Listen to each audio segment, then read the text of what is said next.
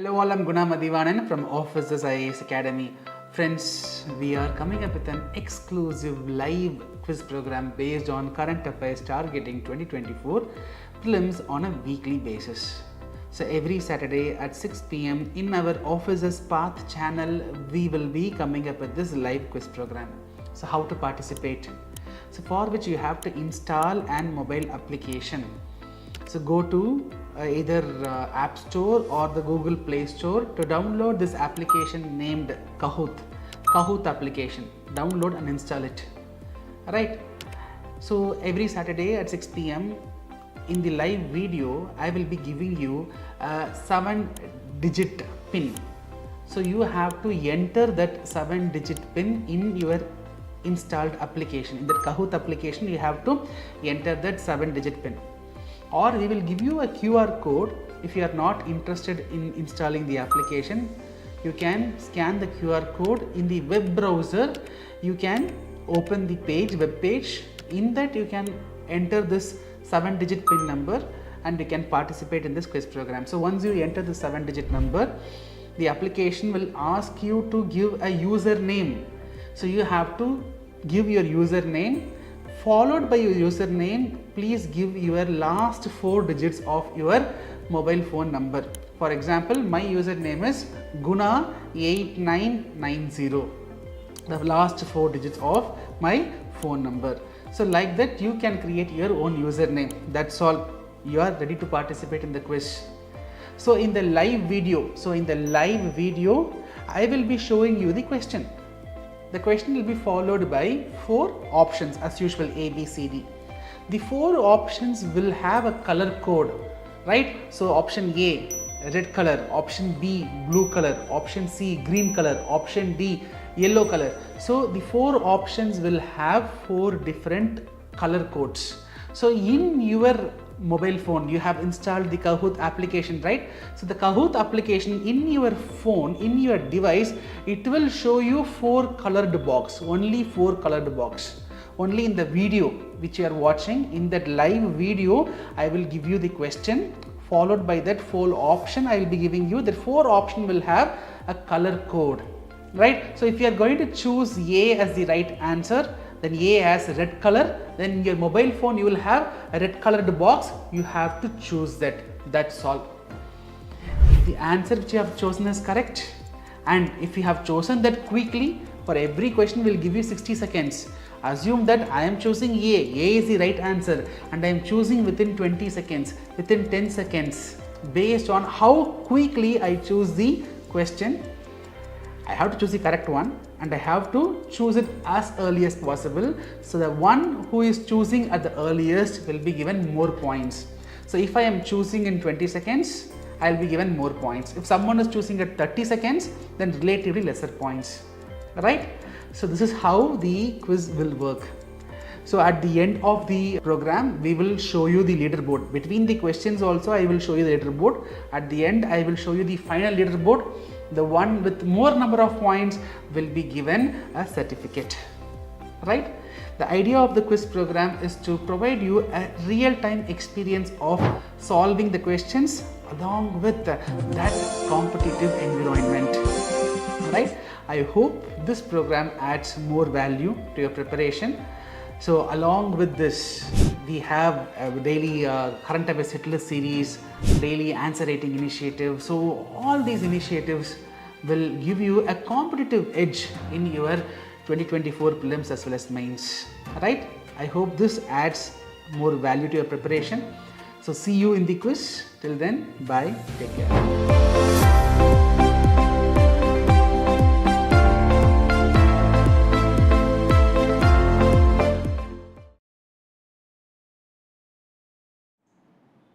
Hello friends, this is Vilasini from Officers IAS Academy. Welcome back to another session of the Officers General Quiz. So friends, the game pin for today is 33772. I hope all of you have logged into the Kahoot application. So some simple instructions for you. So all of you are aware that there will be a total of 15 questions. Each question will have a time duration of 30 seconds. But for certain questions alone, an additional time of extra 30 seconds, that is 1 minute, is being provided. All of you know that each question will correspond to 4 different options, and for these 4 options, 4 different color codes will be provided. So exercise your option carefully. Time is key and knowledge is power. Keep participating and keep winning. So without further delay, let's straight away get into the first question for the day. So question number 1 for all of you. Which flower is known as red gold? The options are A. Saffron, B. Marigold, C. Red rose, and D. Red chrysanthemum. Which flower is known as red gold? So you have corresponding symbols. This question has a time duration of 30 seconds. Wonderful. We already have 23 responses. Time is ticking. Think fast, guys. Okay, very good. 25 answers so far. 8 seconds to go. A few more seconds left. Okay, we have more responses. Okay, so finally, we have many of you who have given option A, and saffron is absolutely correct. So yes, saffron is regarded as one of the world's most expensive spice. It is produced vastly in countries like Iran. It is also produced in India, especially in Kashmir. Saffron is also known by other names like saffron and kesar. So saffron is nothing but the dried stigma of the saffron flower. It finds applications in for lowering levels of BP. It is used in the cosmetic industry. It is also used for preparing many unique desserts and in also many other traditional dishes. So why was saffron in news is because recently there was an article which basically said in many regions in Kashmir, saffron production has declined tremendously. And this decline in saffron production is also attributed to the fact that most of these saffron producing fields are located very close to cement industries. And all of us know that cement industries emit vast quantities of pollution. So large pollutants like carbon monoxide, nitrous oxide, sulfur dioxide, which is getting emitted from these industries, including particulate matter, they start depositing primarily on saffron fields. And when they start depositing, the overall yield is getting reduced. At the same time, when they deposit on the leaves, the photosynthetic capacity of plants is getting affected. For this particular reason, saffron is in use. So saffron is the saffron cultivation flowers, they are very beautiful. So if at all an opportunity persists, then you should definitely travel to Kashmir and witness this. So now moving forward, let's take a look at the leaderboard. So going by the scoreboard, Joshua, wonderful, you're on the top position. Followed by that we have Manu Raj, and below that we have Hemnath. Raj and Thambi, definitely you also can come to the top. So keep trying and keep winning. So now let's move forward to the second question for the day. So question number 2 for all of you. Among the following, which one is used as both a mosquito and elephant repellent? Your options are option A, lemongrass, option B, wheatgrass, option C, elephant grass, and option D, napier grass. So we totally have 23 responses so far. Time is ticking. 12 seconds to go. Come on guys, exercise your option quickly. Okay, so 5 more seconds left. Wonderful. We have 27 responses. Okay, great. So most of you have gone with lemongrass. Yes, very true. Lemongrass is regarded as a very good mosquito repellent. But here we also need to understand something. In recent days, man-animal conflict is on the rise. We frequently see articles in the newspaper of how elephants are getting electrocuted because of coming in contact with high voltage power lines. And these voltage power lines are basically fences to prevent elephants and animals from entering into human dominated regions. And this is increasing the scope of man-animal conflict.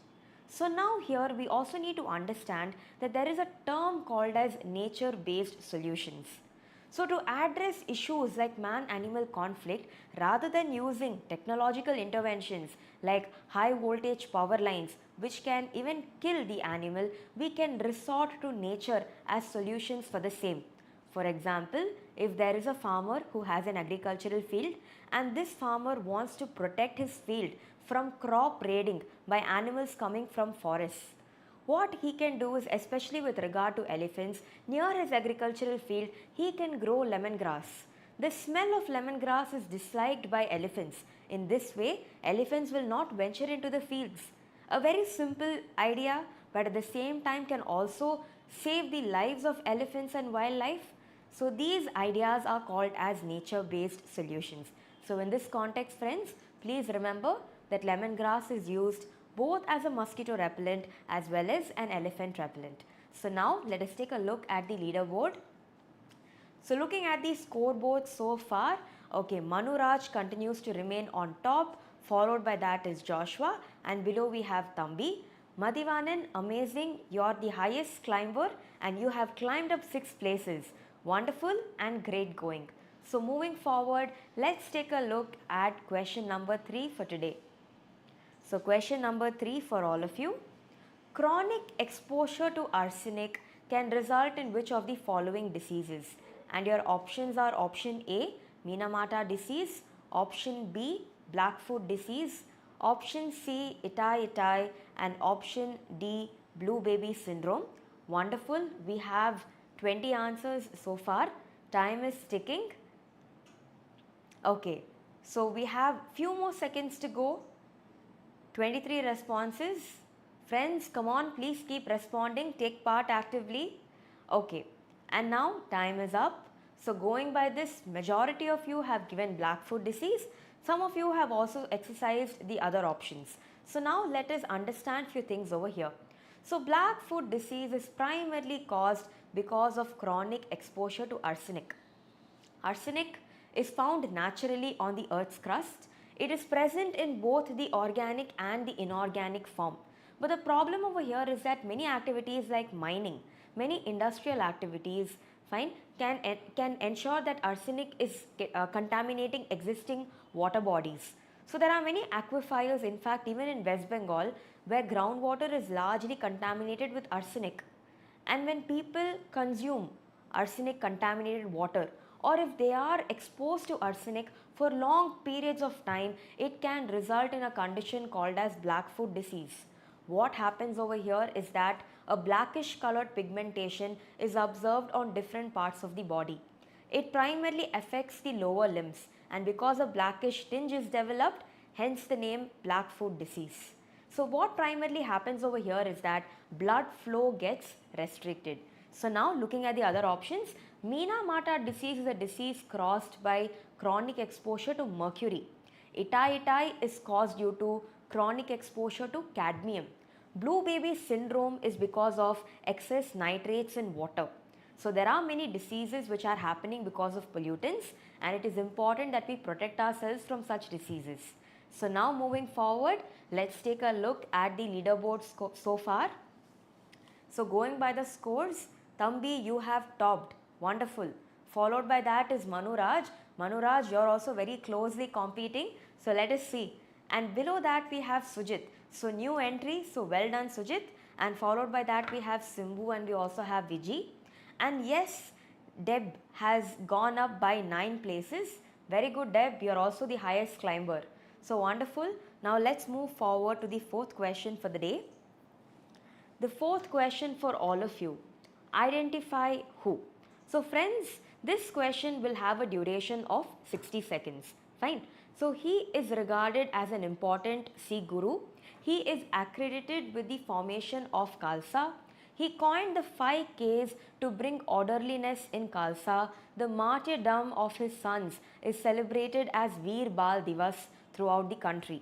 So your options are Guru Arjan Dev, Guru Nanak, Guru Gobind Singh, and Guru Tej Bahadur. Fine. And we have 25 responses so far. Time is ticking. More responses are expected from all of you. 23 seconds to go. Wonderful. More responses awaited.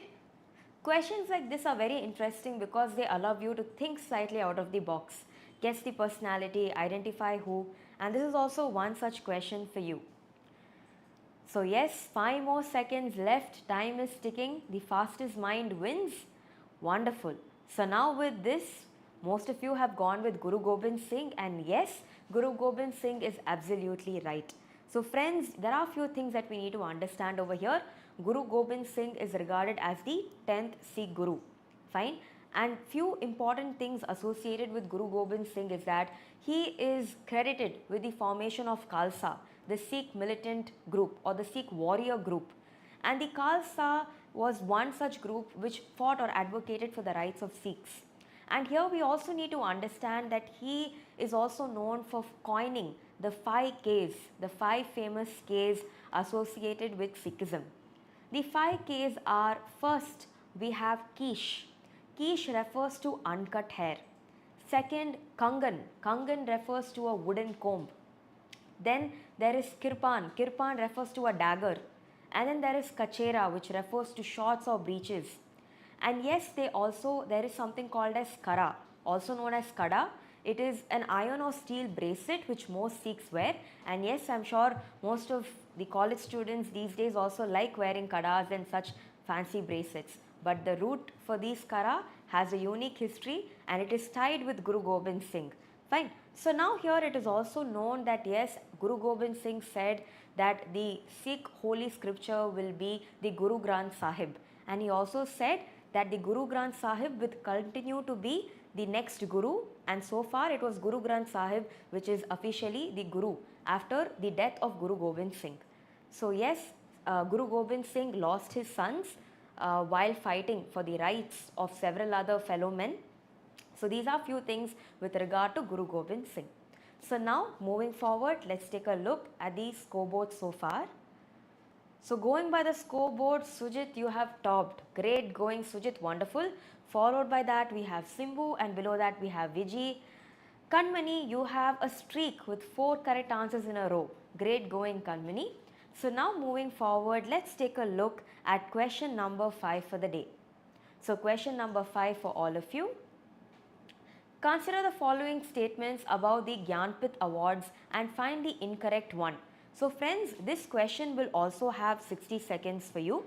So the first option says Gyanpith Award is the oldest and the highest Indian literary award presented to authors for their outstanding contribution towards literature.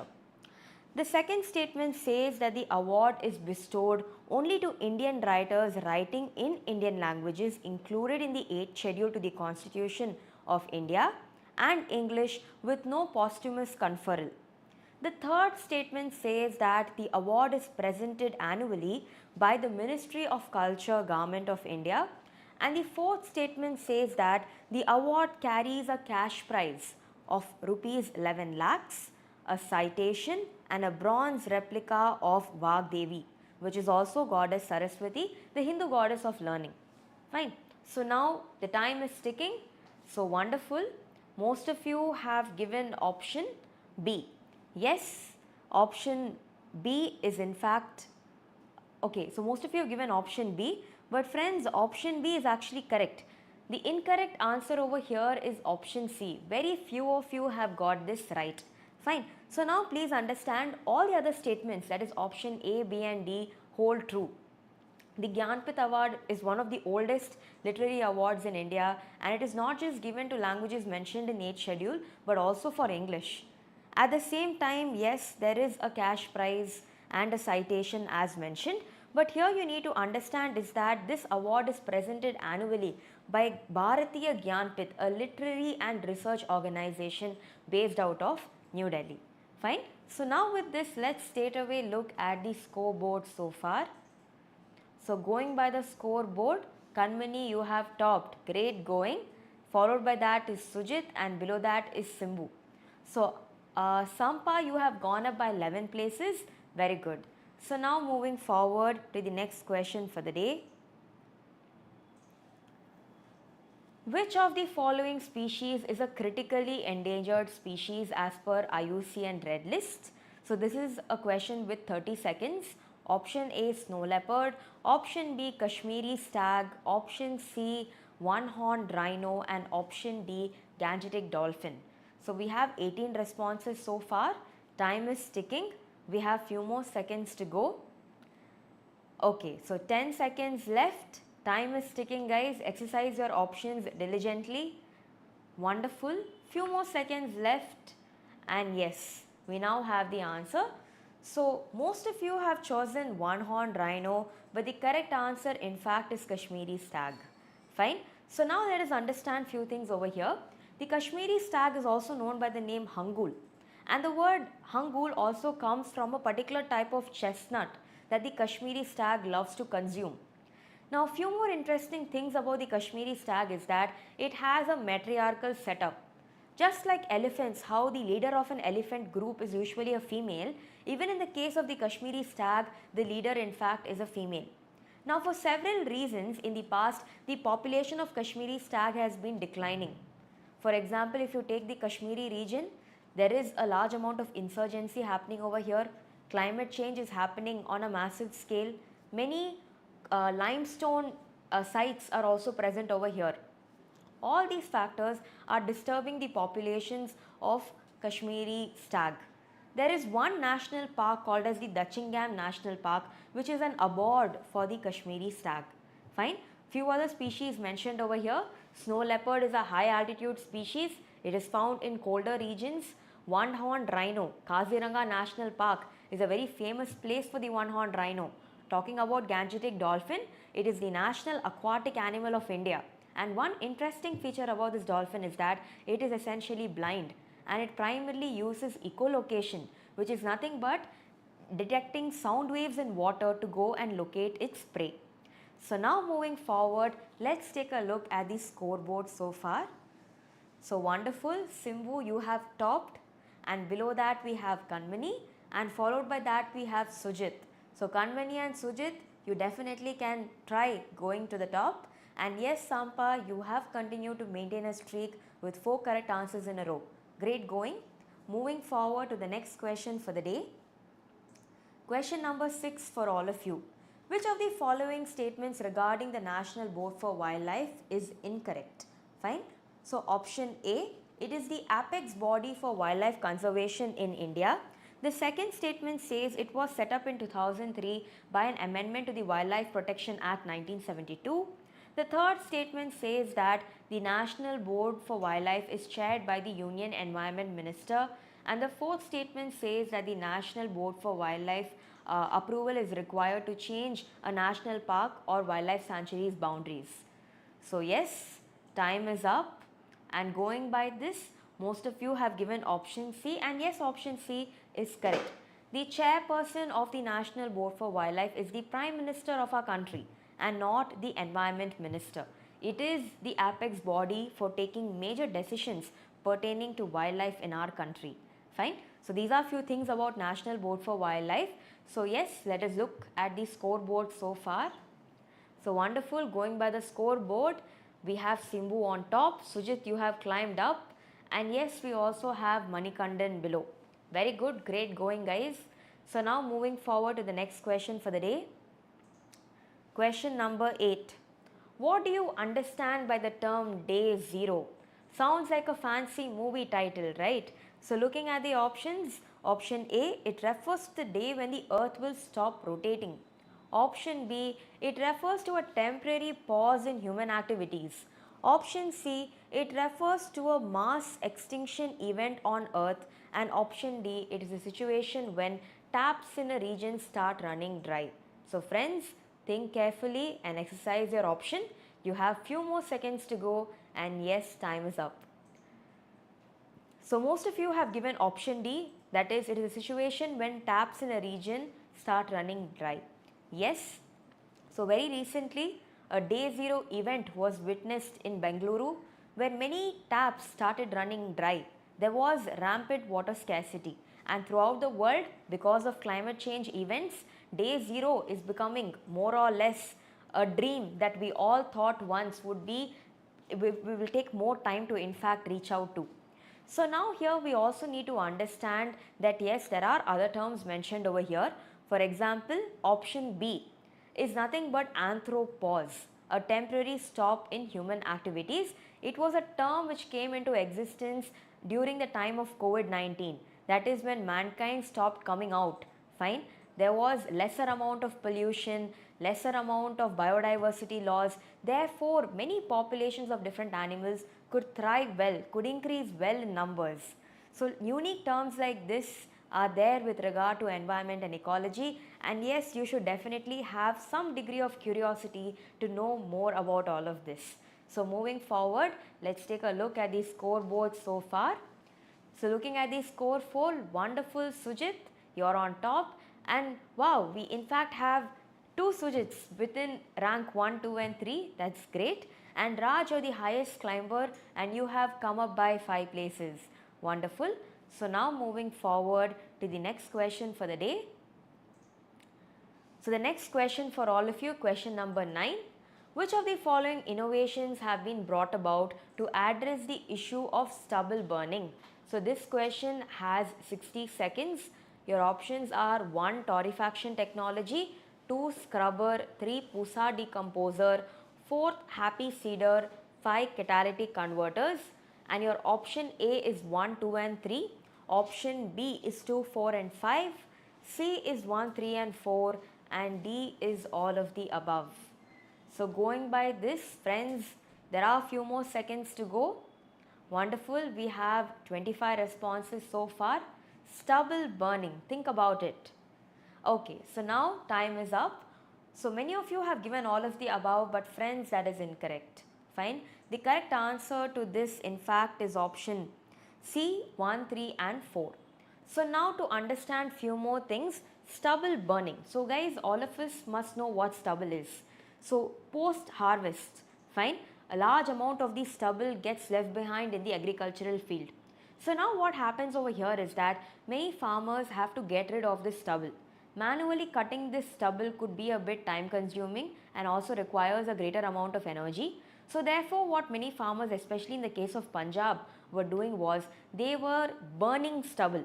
Now when stubble is burnt, large quantities of pollutants like sulfur dioxide emissions, carbon monoxide, fine, nitrous oxide all enter into the air and can cause a great deal of air pollution. So now to prevent this from happening, there are other alternatives where this stubble can be converted into useful forms and also find better applications.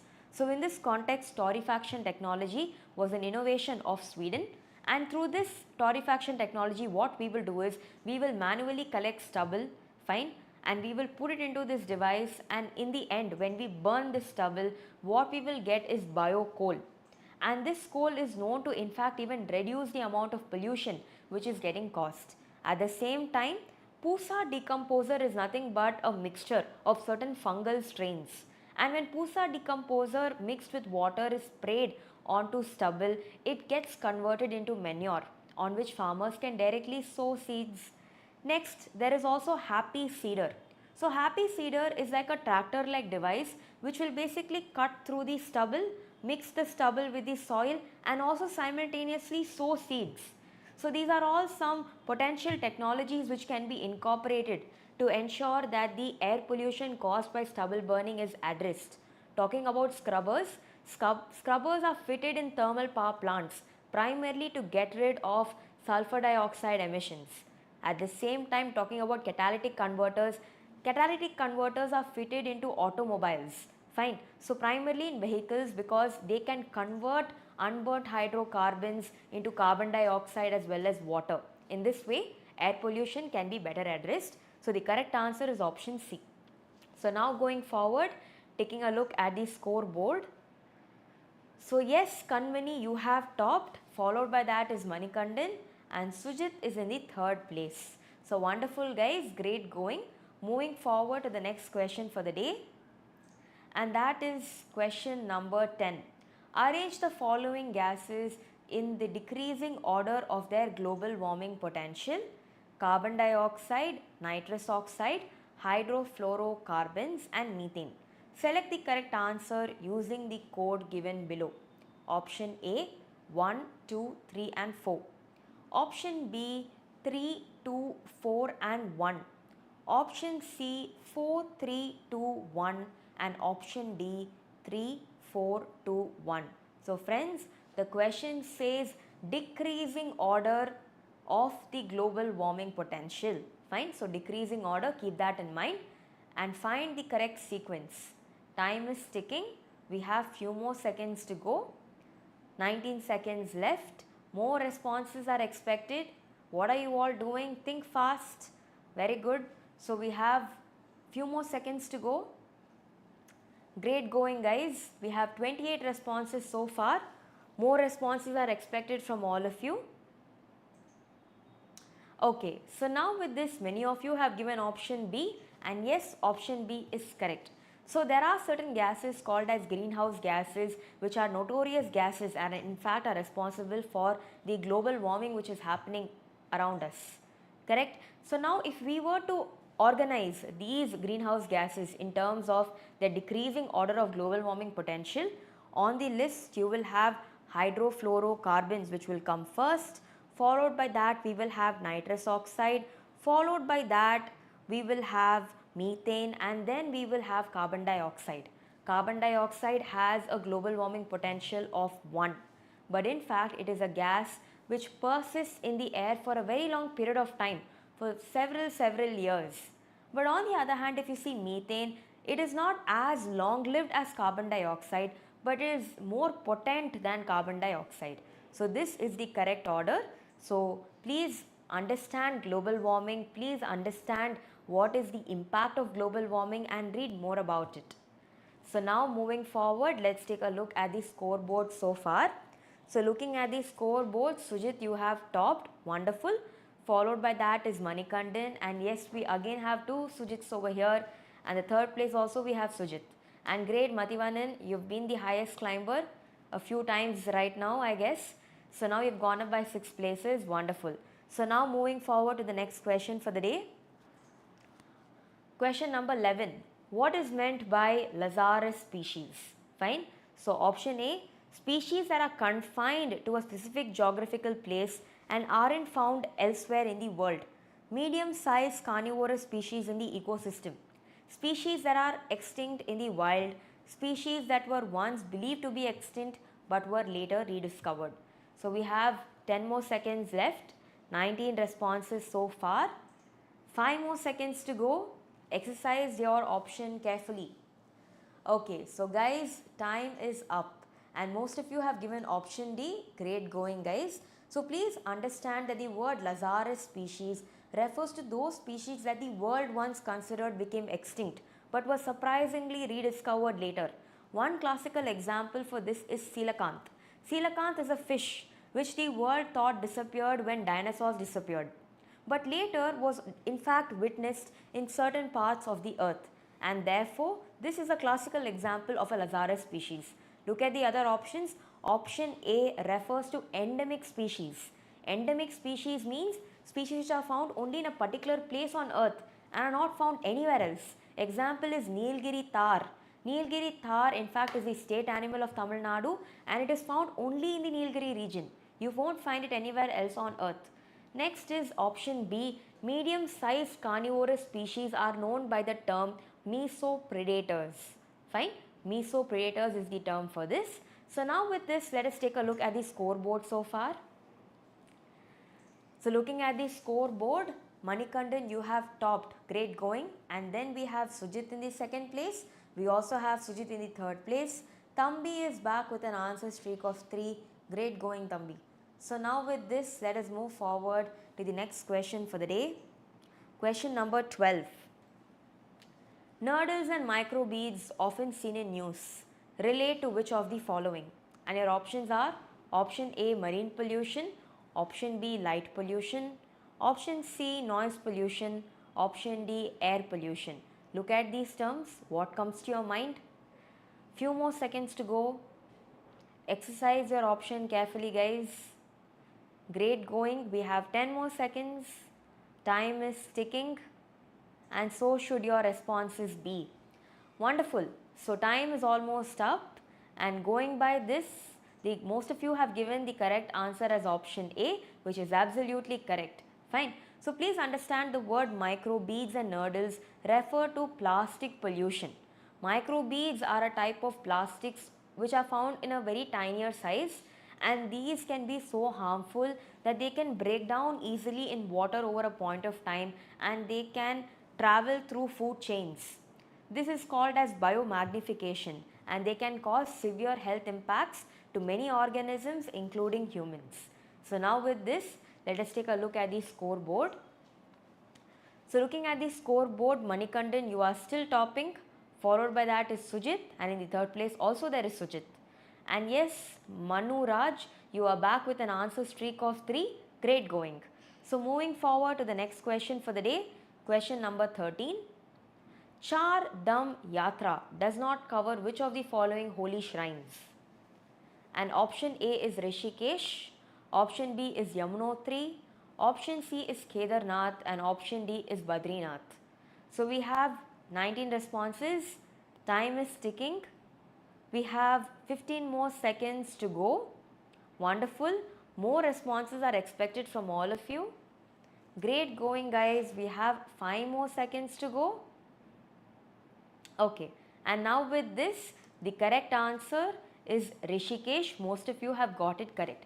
So guys, the word Char Dham, the word Char in Hindi means 4. So 4 important pilgrimage sites.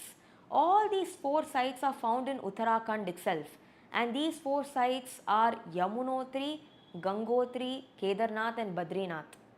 And these 4 sites are usually visited by people for a time period of 6 months, fine, and in the time when it is snowing very badly, these places are shut down, fine.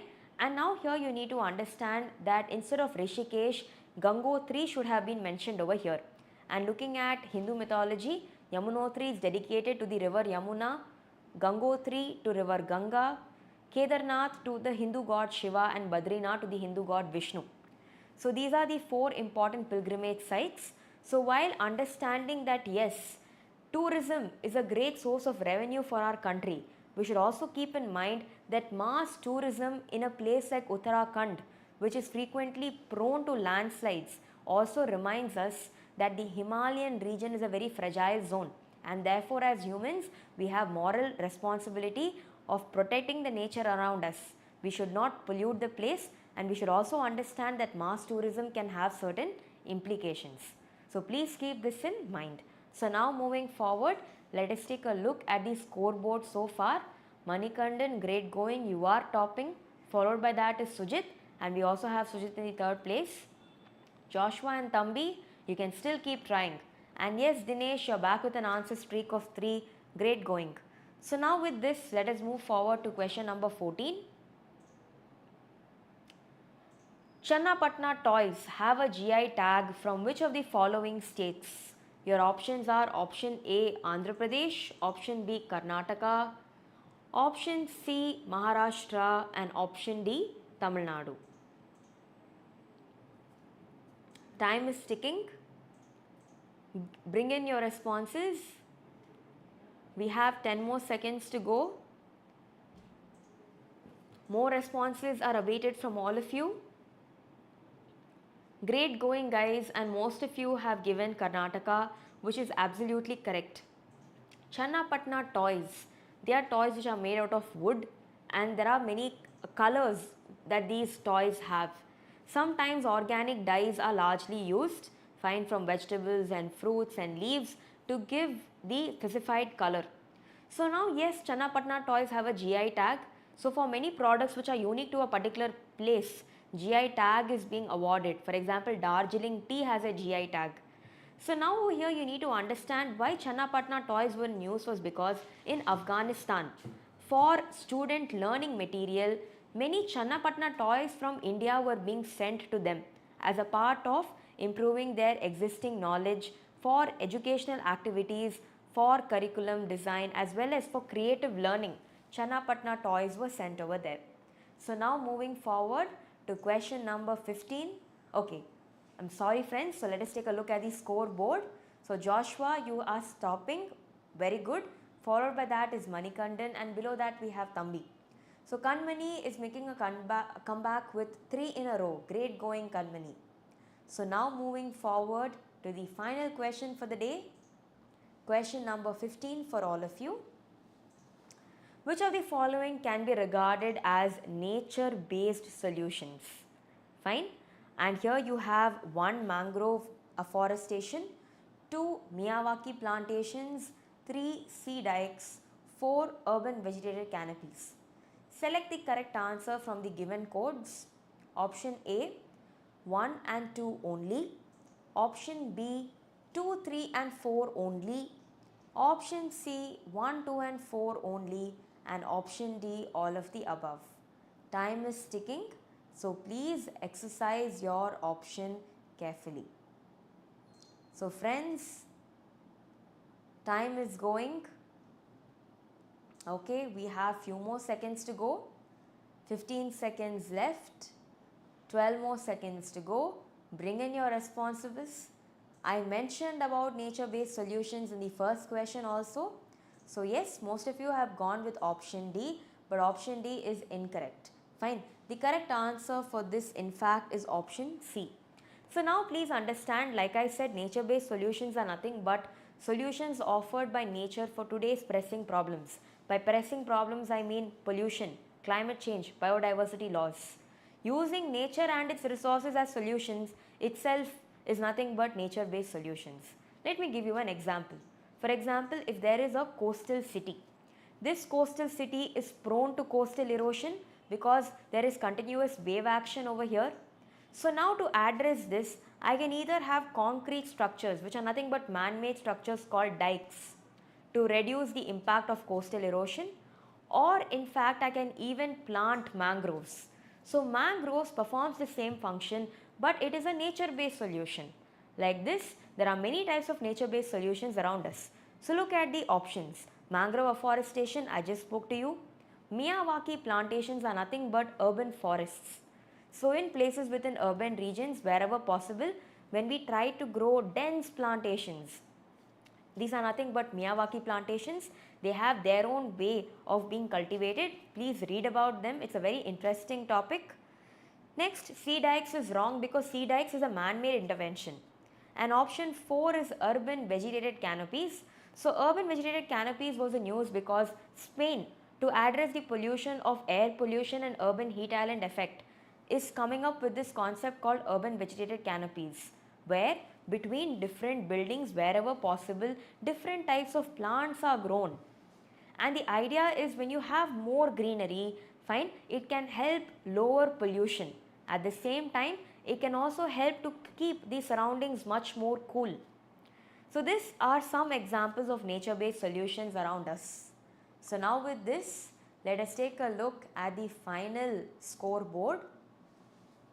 So wonderful, let's bring in the podium. At the third place you have Joshua. Great going, Joshua. In the second place we have Sujit 1, 2, 3. And in the first place, any guesses? It was very close, right? Wonderful. So Manikandan, I think you have been the last minute game changer. So in the last few questions you have come in and you have topped. Wonderful. Great going all of you.